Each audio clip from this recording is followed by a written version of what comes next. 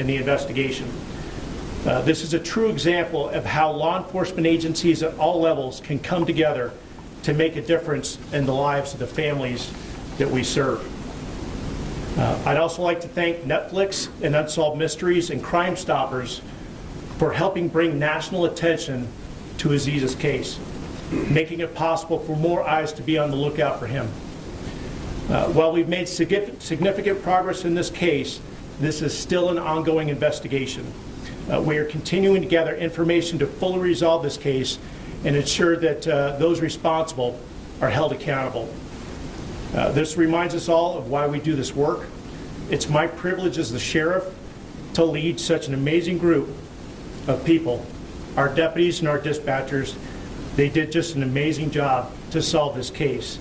I often wonder how many law enforcement contacts did this family have, did these people have, before our deputies were able to dig in and identify exactly what was going on.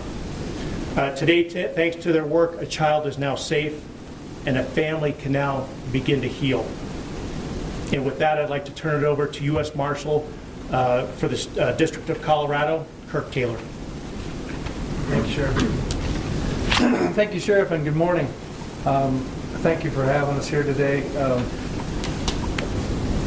On behalf of the United States Marshal Service and Senior Inspector Brian Fair, who was the Eastern Louisiana Deputy Marshal who caught this case over 5 years ago, the Marshals picked this case up in 2020 and started trying to track down the young lady and the kidnapped child. He is part of the District Sex Offender Investigation Coordinator for Eastern Louisiana Marshal's Office. I spoke with Marshal Annex Smith. They were over the moon happy about this arrest. And as a former sheriff, I can tell you, you as a community and Sheriff Weekly have a right to be extremely proud of this team that dug and dug and dug until they were able to find out the identities and bring this case to a close. It's just amazing. Marshals really didn't do anything on this case in particular. Senior Inspector Brian Fair did go, we went to 11 different states looking for this young lady and the child. And it had really gone cold. We entered it in NCMEC, we entered it in everything we could to try to keep shaking the tree and rattling the bushes to see if we could get it to fall out. And just great police work on behalf of the Douglas County Sheriff's Office. And I just can't, I sincerely thank you on behalf of the United States Marshal Service and Eastern Louisiana Marshal, and Brian Fair was over the moon when he got the call, so thank you so much. With that, I'm going to turn it over to Under Sheriff Dave Walter. Thank you, Marshal Taylor. So, the National Center for Missing and Exploited Children, I want to spend just a moment talking about them, but they are a nonprofit corporation whose mission is to help find missing children, reduce sexual exploitation, and prevent child victimization. This is the great example right here. This is why we do what we do, and this is why what NCMEC does to make things like this happen. And I do want to read a quote by John Bischoff. He's a Vice President of Missing Children for NCMEC, and he provided this quote. He couldn't be here today, but I certainly want to let you know their thoughts. So the National Center for Missing and Exploited Children has worked closely with law enforcement and Aziz's family since his disappearance, always believing he could be found in family abduction cases. And it can be difficult to garner public attention, but we knew that national media coverage was crucial. Aziz could not have been anywhere, could have been anywhere. Thanks to the deputies' keen instincts and the attention of both law enforcement and the public, Aziz is now safe. We know family reunifications can be challenging, and as Aziz and his family reconnect and heal, NCMEC will continue to support them. I just have to stress, this is about partnerships right here. It's partnership with our federal government, the United States Marshals in this case, partnering with NCMEC to bring this to closure. And it's just a remarkable story. There's a lot of work to do, but it doesn't happen without good partners out there. So I certainly appreciate the work by all involved. So I would like to introduce Douglas County Commissioner Abe Layton at this time. Thank you. Thank you, Under Sheriff, and Marshal Taylor. My name is Abe Layton. I'm the chairman of the Board of County Commissioners in Douglas County, Colorado. And make no mistake, a family is being made whole because of the great police work of the people behind me in the Douglas County Sheriff's Office. We are so committed to public safety in Douglas County, and that critical partnership that the undersheriff represented between the federal government, our state partners, and our local sheriff's office. Douglas County is a place where quality of life comes first, and that begins with public safety. No other county in the state funds public safety like Douglas County, and we're going to continue to do that. Thank you. Yes. Thank you very much. And before we open it up for questions, and they're happy to take questions, we did want to show you some clips from body camera from a week ago Sunday when this discovery was made. And if we can show you, direct your attention to the monitor here. We'll play the video and I'll walk you through it a little bit. It started again in daylight in the middle of the afternoon with a trespassing call. Criminal trespass.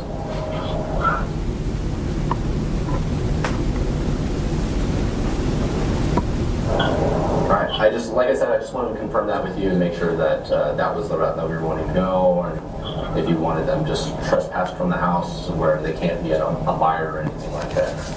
Just trying to make sure I'm going down the proper channels. And here is our deputy trying to determine all of the fake identities he's been given. That person's ID. Oh, we don't know.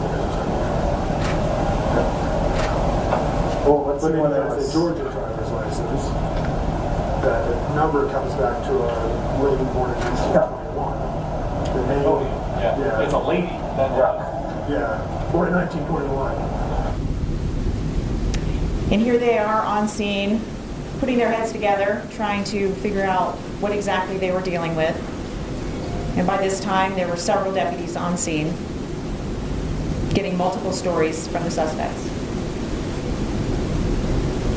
And next you'll hear from one of our deputies who is tracking down the vehicle, which is also suspicious to him. I'm a deputy in Douglas County, Colorado, and I'm out with a vehicle, and when we run its VIN number, it shows as belonging to y'all. Is there a manager or somebody I could talk to? Awesome, thank you.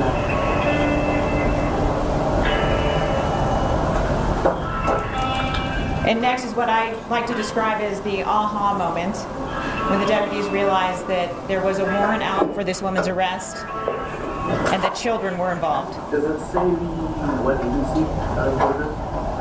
Georgia, yeah. Hang on, this is at the local. Yeah. I can see, I can get my contact on whichever. Oh, interesting. It's a 19 warrant updated in 23. So they probably, so is this a rental or are they buying? Yeah.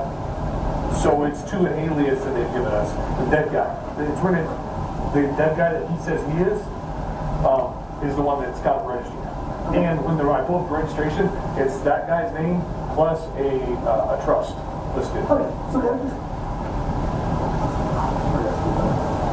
I already asked her from the phone.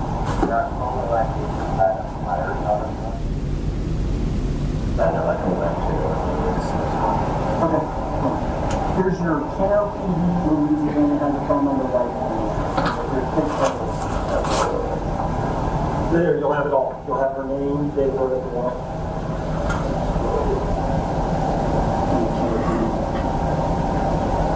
Yeah, what we need to do is figure out what kid is missing. Oh, well, we haven't run the kids yet. No, we haven't. No, just a listing. No, there it is. Yeah, that's her. So what's her? Just unbelievably phenomenal police work, and I'm so proud to be part of this agency. And with that, we'd like to open it up for questions if you have any. How did the reunion take place? Sheriff, were you there? Who was there when the child was reunited with the family? That process is still ongoing. It's going to take some time for them to get to that level. After Aziz was abducted 7 years ago, that is a slow process and it's still ongoing. Were they casing homes in the neighborhood, or what were they doing there? The question was, were they casing homes or what were they doing there? That is still under investigation at this time. We're still piecing all of that together. I know our deputies or detectives executed a search warrant in the city of Aurora where this couple was living, and so our detectives are still working on that. Did the child know that he had been kidnapped? Question was, did the child know that they had been kidnapped? That still is under investigation. I will share this with you, that when the deputies contacted the child in the driveway, the child immediately called the two people inside. So we believe that the child was actually coached on what to say if they came into contact with law enforcement. Was he going to school? Was he enrolled somewhere? Or was he living under a different name? Did he know his name was Aziz? I don't have that information. That's still under investigation. Sheriff, what was the interaction with the family like? The interaction with the family, the Your father, interaction, yeah. it was actually amazing. I got to meet with them for about an hour yesterday in my office. They explained the story to me about how this all started. They had a tough time actually getting law enforcement to be responsive because this, on the front end, it appeared to be a custody dispute. The mother in this case made some allegations against the father, criminal allegations. My understanding is all of that had been dismissed. And then when it appeared that the father was going to get full custody, that is when the mother left with the child.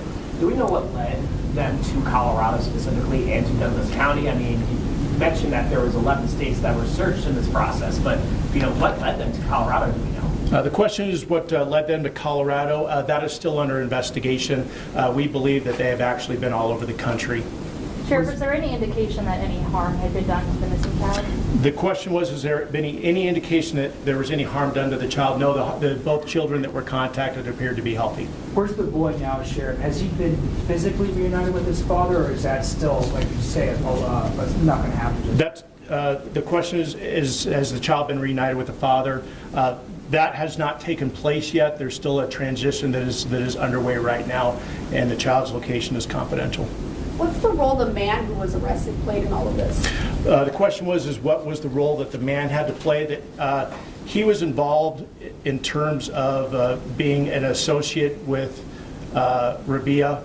There are several charges relating to fraud.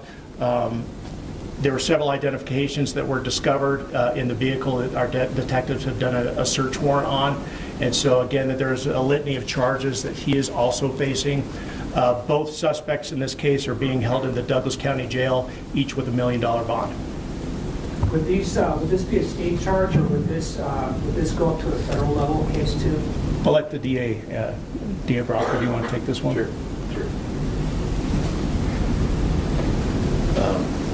As for the charges, there are state charges right now. Whether or not the federal government would choose to get involved in this because of the interstate play of the transportation, that's a conversation we haven't had yet. I haven't talked with anyone from the U.S. Attorney's Office about that. I should also say this as we start talking about the case that exists now or what the next steps might be. We have to presume these people innocent, no matter how it seems on videos and Netflix and whatever. For this system to work, we got to presume them innocent of these charges to move forward. I'm happy to stand here, by the way, and answer any other questions that you have. Can I throw out a couple of things so that you know? March, what's the date? 27th is going to be the preliminary hearing as is scheduled now for both of these individuals. They each face a number of charges, more for the male than the female, and I think it's 14 total for the male. And I keep looking back. You should know the two hardcore prosecutors that are in part handling this are just off camera here. And I know she doesn't want me to say it, so Lauren, sorry. 14 for the guy and 9 for her. Of the 14 on the male, 12 of them are felonies and 2 are not. And for her, it's 7 are felonies and 2 are not. What you will note about those charges that have been filed is that he is charged with kidnapping. She is not. She is charged with conspiracy to kidnap. That's because one of the nuances of the law is that you cannot kidnap your own child. And so we filed those charges. That preliminary hearing is scheduled for the 27th. Whether it goes then or not could be a function of a whole bunch of different things. But if it goes, you'll see a lot more presentation of some of the stuff that you saw here, but much more details about the fraud and the ID stuff and all that. Jeremy? Is it possible that there could be charges filed in Louisiana too with this family? Undoubtedly. And I think that's the other question that you're probably driving towards is what next in terms of that? Now, this case originated in Louisiana. They have a warrant for her. For whatever reason, they don't have a warrant for him. There's a hold on her. And the question is, well, what do we do with that? And so having conversations with our counterparts in Louisiana matter. I will tell you, practically speaking, from experience, it would be unusual for us to not resolve this case first here and then send them on.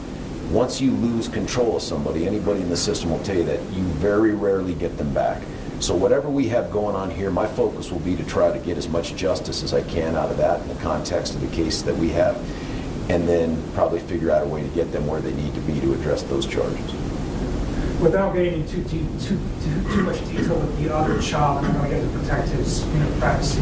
What was the relationship of the other child to the man and to the woman? Were they a couple? Would you characterize them as a couple, Sheriff?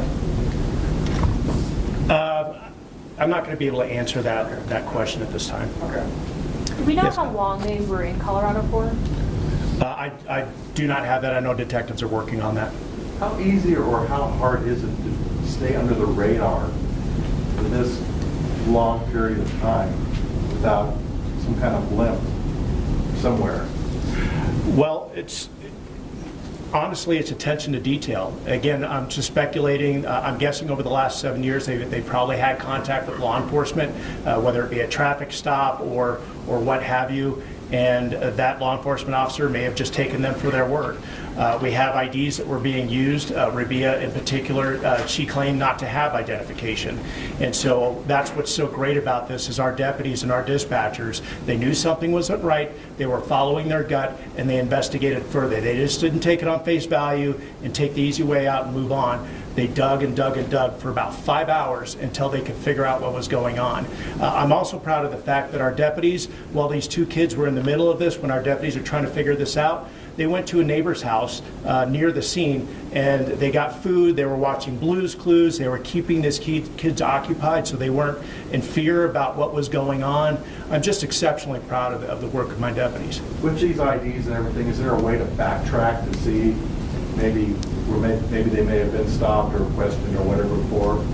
100%. The question was is to backtrack on identification and everything else. Our financial crimes detectives do this for a living, and that's part of this investigative process as they will dig down, figure out when these IDs were used, where they were used, what names they were using, when they were using them. So there's a lot of work ahead of us. Sheriff, what were they doing in the neighborhood? I have spoken to someone who encountered them and have an idea of some of the things they were doing, but what do you understand they were doing there? Why were they in that neighborhood? All I can tell you is I know they went through it. The house was up for sale. They made entry to the home through an open door. As far as what their end goal was, I would only be speculating that time. Our deputies or detectives are still working on that. Did it appear they may have been trying to steal anything, or what were they doing at that house? I don't know.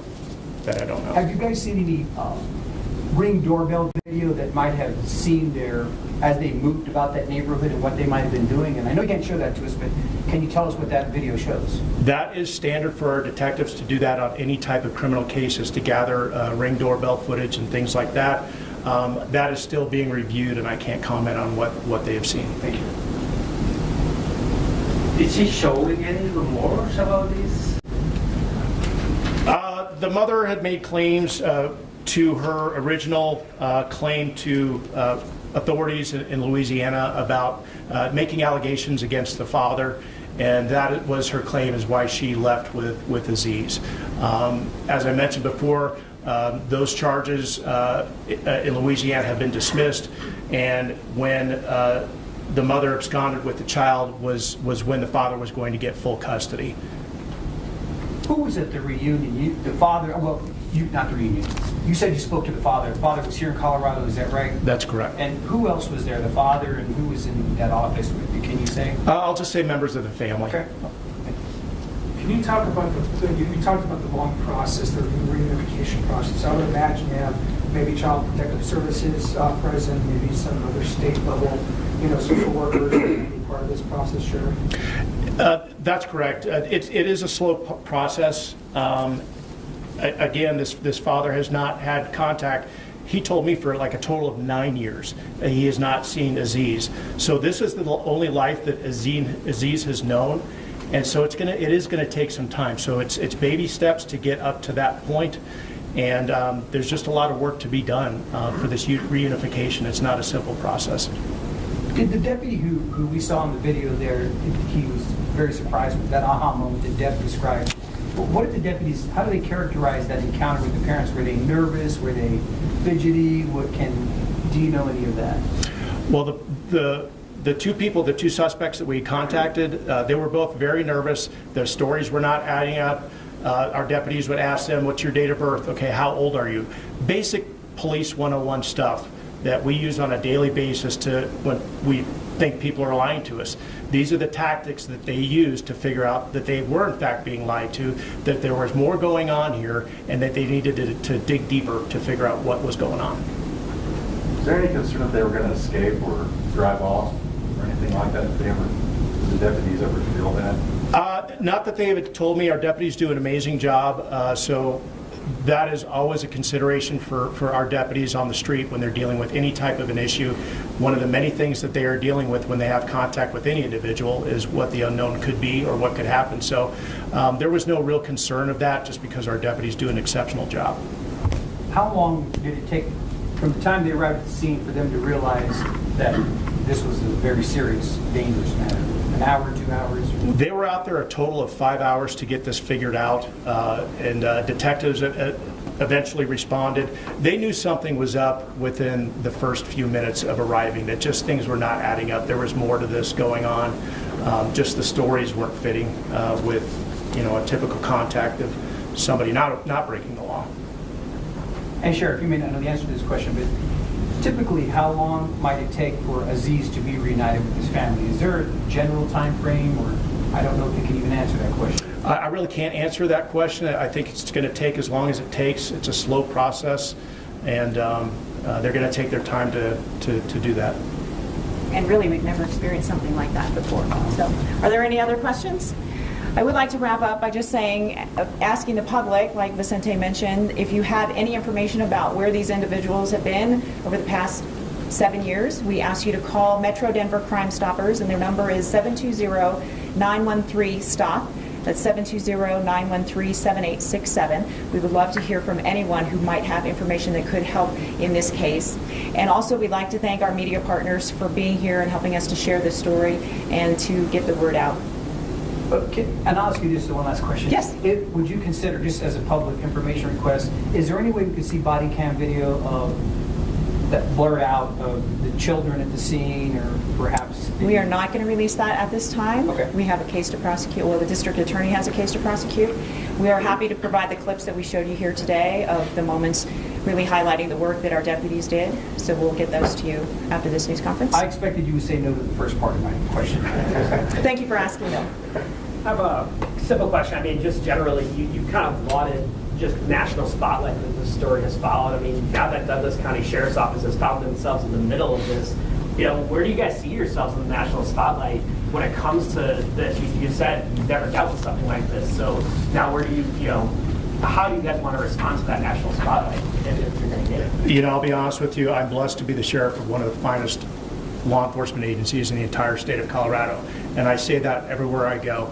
We simply go above and beyond every single day that we come to work. Whether you're a deputy sheriff on the street, whether you're a dispatcher, whether you're a detective, the expectation is that you go above and beyond. And the expectation is if something doesn't feel right, follow your gut. And they do that every single day to keep this community safe, 24 hours a day, 7 days a week, 365 days a year. And that is the culture that I have not only help to build, but to maintain in this organization. And I have just an amazing staff, both commissioned and civilian. We're just very blessed here. We take public safety and crime fighting very seriously here. I should have asked this question earlier. Where's the father from? What state does the father live in now? Can you tell us that? Yeah. He lives in Louisiana. In Louisiana. The whole family's from Louisiana? Yes. Yes. And one other thing, if you have questions for the family, if you'd like to request an interview when they're ready, if you could put those requests through the National Center for Missing and Exploited Children, we have that information for you, and they will compile all of those requests. But again, we do ask for you to respect the family's privacy at this time. Thank you very much. Thank you. Thank you. Thank you, man.